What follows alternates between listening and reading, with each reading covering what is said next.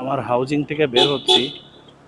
সামনে কীরকম ভিড় হবে বুঝতে পারছি না, কারণ অলরেডি 4টা বেজে গেছে। আমার কাজিন আসছে গাজীপুর থেকে, ওকে একটু সামনে মিট করবো ওর সাথে, তারপরে দুজন একসাথে ইনশাল্লাহ রওনা দিব যশোরের উদ্দেশ্যে। বেসিক্যালি যশোর যাব না, যশোরের 15 কিলো আগেই হচ্ছে আমার বাড়ি, এটা ঝিনাইদহ জেলার মধ্যে পড়ছে। তো যাই হোক, যাওয়ার সময় একটু টায়ার প্রেশারটা চেক করার ইচ্ছা আছে। আর হচ্ছে এই আর কি। ও আর ফুয়েল নিব, সম্পূর্ণ এটা কমপ্লিট করব এবং একটু অকটেন বুস্টার মেশাবো। আমি আসলে একটা ভুল করছিলাম, সেটা হচ্ছে অকটেন বুস্টার মনে করে আমি লিকুইমলির 40 শুটার যেটা, ওটা 2বার ইউজ করছি। তো বাইকের আহামরি কোনো ক্ষতি হবে না, এটা আসলে প্রতি 1000 কিলো পর পর একবার ইউজ করতে হয়। আমি খুব সম্ভবত 400 কি 500তে একবার ইউজ করছি, আর একবার 900তে ইউজ করছি। অকটেন বুস্টারটা আমার রেগুলার ইউজ করতে হবে এরকম না। আর আশা করা যায় মাইলেজ ভালোই পাবো। এর আগে যখন বাড়ি গেছিলাম 500 থেকে 600 কিলো চালিয়েছিলাম, ওই সময় যখন বাড়ি গিয়েছিলাম তখন পেয়েছিলাম 38 করে গড়ে। অন্যরা ভালো মাইলেজ পাচ্ছে, আমার মাইলেজ কম পাওয়ার কারণ হচ্ছে আমি আসলে যেখানে বাইকটা চালাই, এই যে মোহাম্মদপুর থেকে, এখন তো ভিড় কম, তারপরেও আপনারা দেখতে পাচ্ছেন যে আমার কি পরিমাণ ব্রেক করতে হচ্ছে। আসলে মোহাম্মদপুর এরিয়াতে বাইক ঠিকমতো চালানো যায় না। এটা এভরি 5 to 10 সেকেন্ডস আমাকে হচ্ছে ব্রেক করতে হচ্ছে, গাড়ি স্লো করে ফেলতে হচ্ছে, দাঁড়াতে হচ্ছে। রাস্তাগুলোও খুব বেশি ভালো না।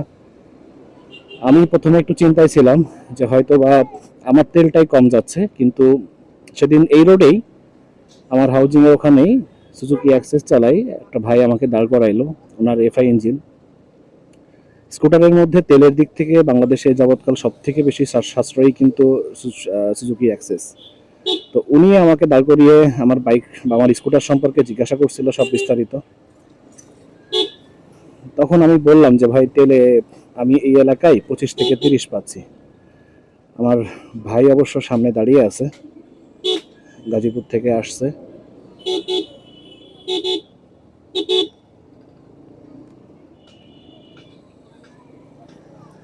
তো আচ্ছা, তো ভাই যেটা বলছিল যে আমি হচ্ছে মোহাম্মদপুর এরিয়াতে যখন চালাই ভাই, তখন আসলে আমি 30 থেকে 34, 30, 32, 33, 34 এর বাইরে কখনো আমি পাই না। আমি একটু অবাক হইলাম যে ওনার আসলে 50+ যেখানে পাওয়ার কথা, সেখানে তিনি এই এলাকার কারণেই আসলে এরকম কম পাচ্ছেন। তো তখন আমার কাছে মনে হলো যে না, ইটস ওকে। তখন আমার কাছে মনে হলো যে ঠিক আছে, ইটস ওকে। আমি যে 25 থেকে 30 পাচ্ছি, ঠিক আছে তাহলে এটা ওকে। আর একটু আগে বের হতে পারলে বোধহয় ভালো হতো। আজকে ছুটির দিন, এই জন্য গাড়িগুলা মনে হচ্ছে রাস্তাতে বেশ ভালোই ভিড় জমে আছে। অফিসগুলা 5টায় ছুটি হওয়ার কথা থাকলেও একটু আর্লি ছুটি হচ্ছে আজকে। তারপরেও আহামরি জ্যাম এখন পর্যন্ত না। সামনে এলিফ্যান্ট রোডে হয়তো বা একটা জ্যাম পাবো, সায়েন্স ল্যাব। ওই জ্যামটা পার হলে আশা করি আর খুব বেশি ভয় থাকবে না।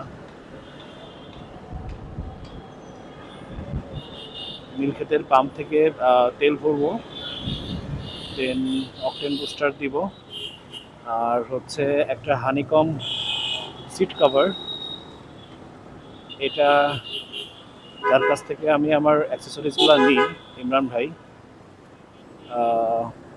ওনার থেকে নিব আর কি। উনি গ্যারেজে রেখে গেছেন, ওখান থেকে কালেক্ট করব। দেন টায়ার প্রেশারটা একটু চেঞ্জ করব, করে ইনশাল্লাহ বিসমিল্লাহ বলে রওনা দিব।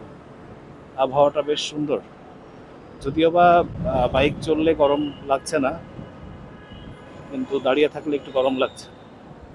যে কোনো সময় যে কোনো জায়গায় বৃষ্টির সাথে সাক্ষাৎ হতে পারে। আমি মোটামুটি প্রস্তুত।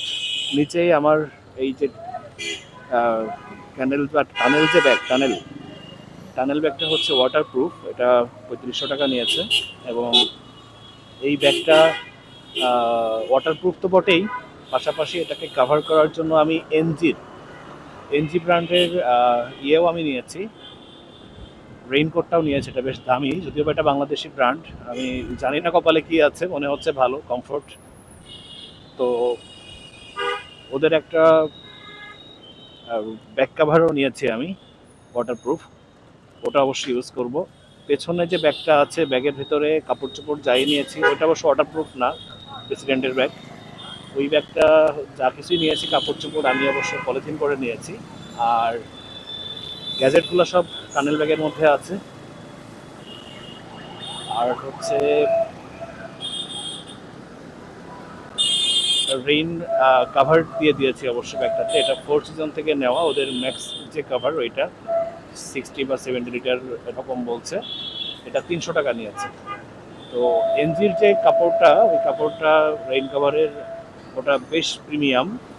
কিন্তু ফোর সিজন থেকে যেটা নিয়েছে ওটা এত বেশি প্রিমিয়াম না, বাট আশা করি কাজের। কারণ ফোর সিজন থেকে আমি অনেক ধরনের প্রোডাক্ট ইউজ করি, তো সেগুলা একেবারে খারাপ হয় না। খুব বেশি যে ভালো তা না, কারণ ওখানে তো রিজনেবল প্রাইস থাকে। ওই প্রাইসে যা দেয় বা যা পাওয়া যায়, এটা আমার কাছে মনে হয় যে মানে ভ্যালু ফর মানি।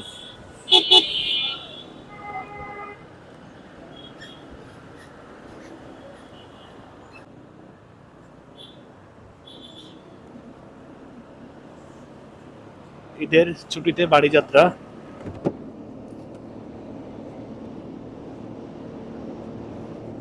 পদ্মা সেতুর কাছে আহ, আমার বাইক হচ্ছে, স্কুটার হচ্ছে ঈদের ছুটিতে বাড়ি যাত্রা। পদ্মা সেতুর টোল দিলাম, এখন সেতু সামনে। স্কুটার 1400 কিলোমিটার রান করছে। ব্রেকিং পিরিয়ড 1000 কিলো মানতে বলছিল, আমি তো 1000-এর পরে আরো 400 কিলো মানলাম। তো আজকে আরপিএম আমি 7000 পর্যন্ত তুলছি মোটামুটি। 7000 পর্যন্ত তোলার উদ্দেশ্য হচ্ছে যেন বাড়িতে একটু দ্রুত পৌঁছানো দরকার। সন্ধ্যা হচ্ছে, বৃষ্টি। কেউ কেউ আমাকে বলছিল 1500, 1600, 2000 কিলো পর্যন্ত ব্রেকিং পিরিয়ড মানতে। আবার আবার কেউ কেউ বলছিল যে 2000 কিলো পর্যন্ত মানতে। আমি মাঝামাঝি 1500 কিলো পর্যন্ত মানছি আর কি। আর খুব বেশি যে তুলছি তা না। 7000 আরপিএম এ আমার গাড়ি 80 থেকে 84, 85-র মধ্যে থাকছে। কাঁপুনি নাই কোনো। বেসিক্যালি স্কুটারে আমি কাঁপুনি পাই হচ্ছে যখন জ্যামের মধ্যে আমি চালাই, 1, 2 বা 3-এ যখন চালাই তখন, বা 1, 2, 3 গিয়ার লেভেল আর কি, 1, 2। হ্যাঁ, যখন আমি দেখা যাচ্ছে জ্যামের মধ্যে দাঁড়িয়েছিলাম, একটু উঠতে যাচ্ছি, ওই সময়টাই দেখা যাচ্ছে যে একটু জ্যাম, একটু কাঁপে আর কি জ্যামের মধ্যে। তাছাড়া আমি আরপিএম 7500 পর্যন্ত তুলেছি, কাঁপুনি নাই।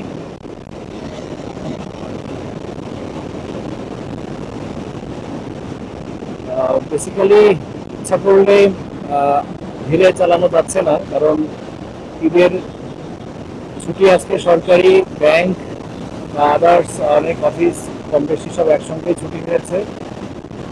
তো প্রচুর গাড়ি ঢাকা ছাড়ছে। সবার একটা বড় স্পিড রয়েছে, সেই স্পিডটা মেনে চলতে হচ্ছে। মোটামুটি 70 প্লাস মাইনাস থাকতে হচ্ছে আর কি।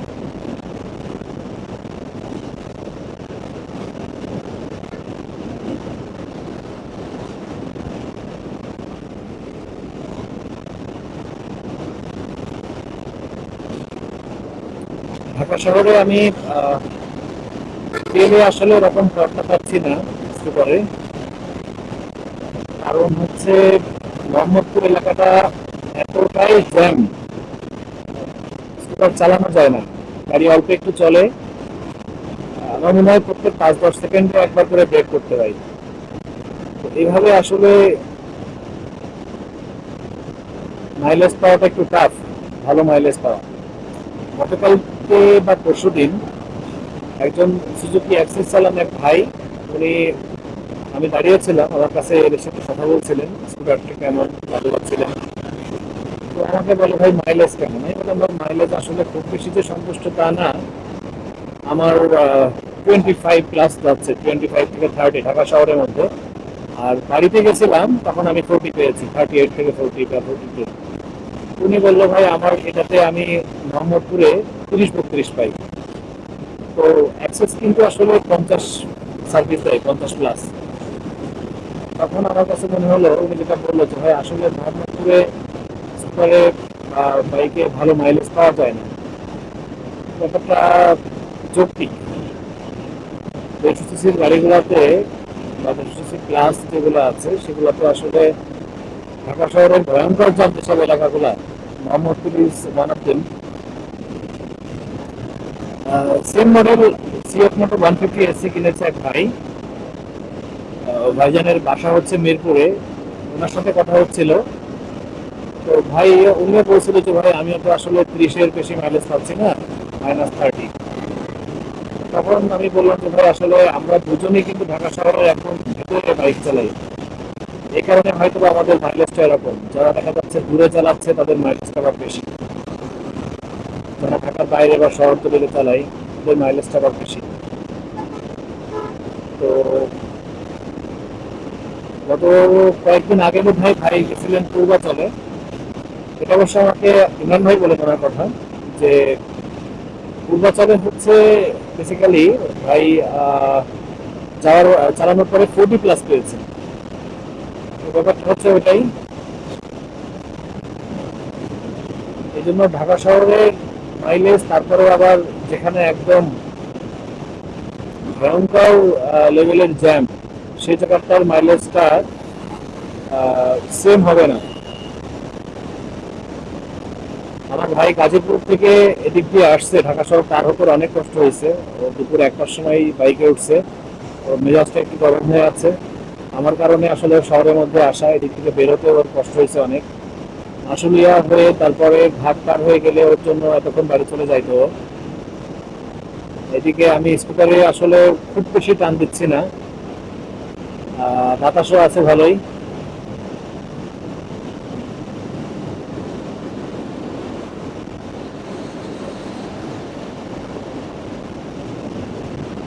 ওয়েদারটা ভালো, বৃষ্টি বৃষ্টি ভাব কিন্তু বৃষ্টি নাই, এটা বেশ মজার।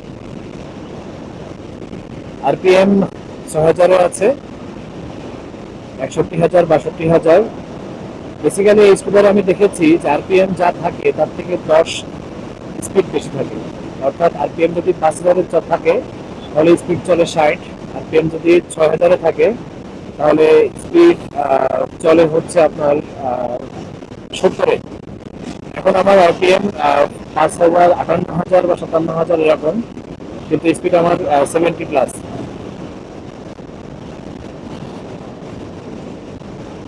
আর সামনে হচ্ছে আমি একটা ভাইজার লাগিয়েছি, ভাইজারটা চায়না থেকে নিয়ে আসা। এর থেকে বড় ভাইজারও আছে এই পর্যন্ত। তো আমার মনে হয় ভাইজারটা লাগালে আমি ভুল করতাম, দামও বেশি, আবার প্রচুর বাতাস, আমি হাতটা এইভাবে রাখছি, প্রচুর বাতাস এখানে। ভাইজারের যে বাতাসটা এটা কিন্তু কাইন্ড অফ খুব ফোর্স করে উপর দিকে উড়াই দিচ্ছে আর কি। তো ভাইজারটা আসলে আমার মনে হয় পারফেক্ট। এর থেকে ছোট হলে আবার মানাতো না, আবার এর থেকে বড় হলে যে ব্যাপারটা কেমন যেন দেখাইতো। শহরের মধ্যে হয়তো বুঝতে পারতাম না যে এখন হাইওয়ে চালাচ্ছি, ব্যাপারটা এখন হয়তো বা ফিল হতো কিছুটা।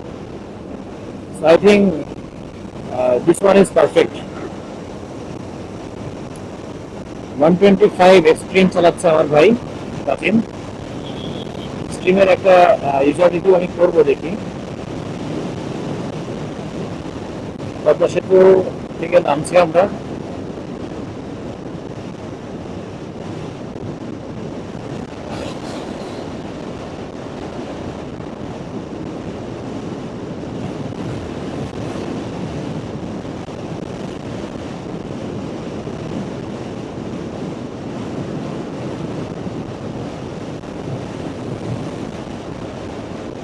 ওকে,